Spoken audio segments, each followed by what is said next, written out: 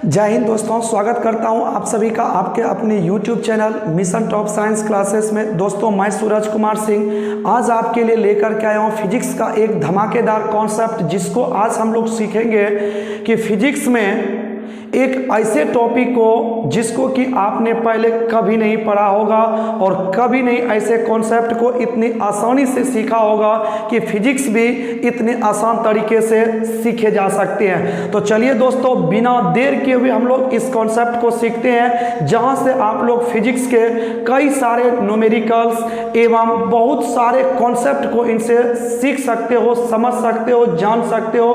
तो चलिए दोस्तों, करते हैं बिना देर किए स्टार्ट। तो आज का पॉइंट हम लोगों का रहेगा दोस्तों कि विभिन्न आवेश के कारण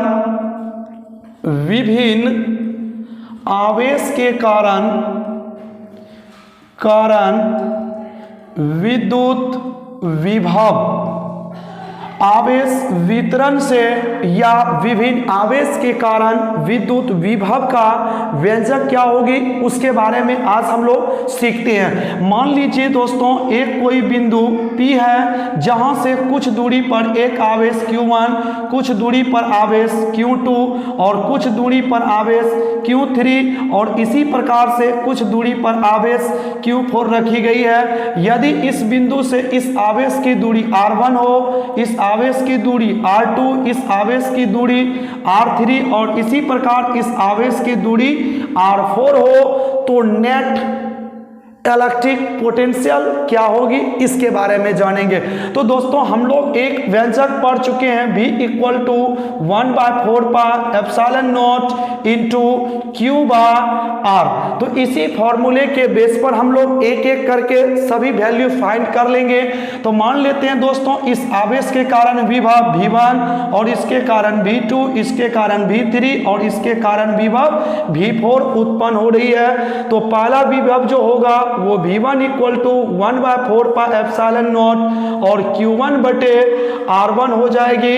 इसे हम लोग छोटी बड़ी जो भी लिखना चाहे तो लिख सकते हैं, कोई दिक्कत नहीं। उसके बाद V2 इक्वल टू हो जाएगा 1/4 pi epsilon not Q2 by R2। उसी तरह से V3 equal to 1/4 pi epsilon not Q3 by R3 हो जाएगी।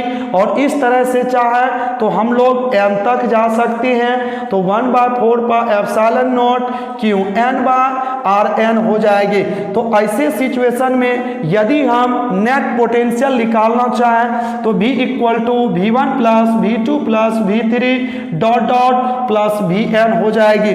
तो यहां से हम लोग V1 का value 1/4 pi epsilon not Q1 बटे R1, V2 का value 1/4 pi epsilon not Q2 by R2 plus 1/4 pi epsilon not Q3 by R3। इस प्रकार से डॉट डॉट हम लोग लास्ट तक जा सकते हैं।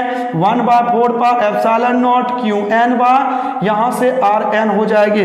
दोस्तों, इसमें हमें कुछ कॉमन फैक्टर है, उनको हम बाहर निकाल लेते हैं।